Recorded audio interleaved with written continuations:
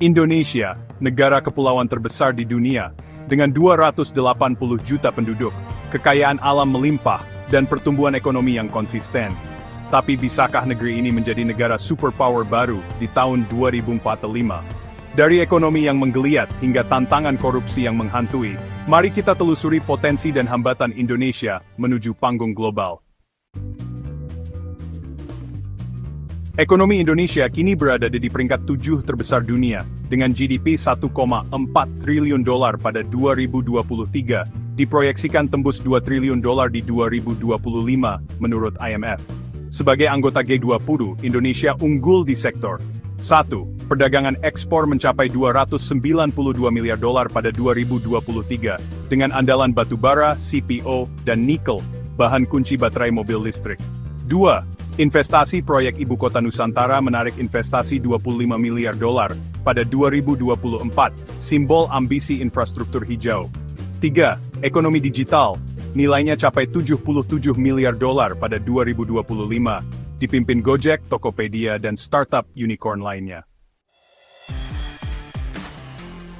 Indonesia adalah supermarket sumber daya alam. Nikel, 22% cadangan dunia, kunci dominasi di industri mobil listrik.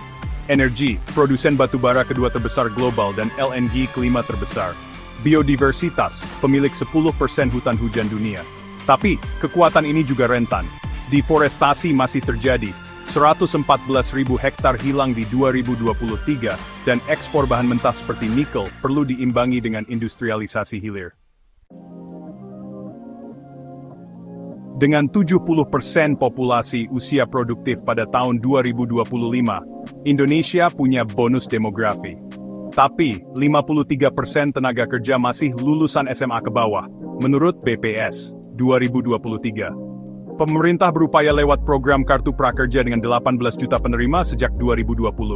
Revitalisasi sekolah kejuruan untuk mengisi lapangan kerja industri terampil Kampus Merdeka untuk meningkatkan keterampilan mahasiswa, yang dimulai pada era Presiden Jokowi.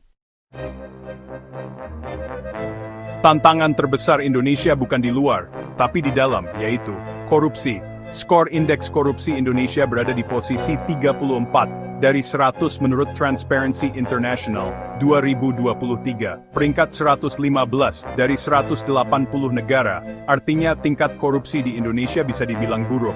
Infrastruktur, Jawa menyumbang 58% ekonomi, sementara Papua masih tertinggal. Birokrasi, peringkat kemudahan berusaha Indonesia 72 dari 190 menurut World Bank 2023. Artinya, iklim investasi di Indonesia masih belum menarik bagi investor. Ketimpangan rasio Gini, Indonesia 0,385 pada tahun 2023, tertinggi di ASEAN setelah Filipina. Rasio Gini yang mendekati angka 1, artinya ketimpangan antara kaya dan miskin relatif tinggi. Indonesia punya semua bahan jadi superpower, sumber daya, SDM, dan posisi geopolitis. Tapi, jalan masih panjang. Dengan transisi energi hijau, pemberantasan korupsi, dan pemerataan pembangunan, Indonesia bisa wujudkan mimpi sebagai kekuatan baru 2045. Bagaimana menurutmu? Tulis di komentar. Jangan lupa subscribe untuk menyaksikan video menarik lainnya. Sampai jumpa.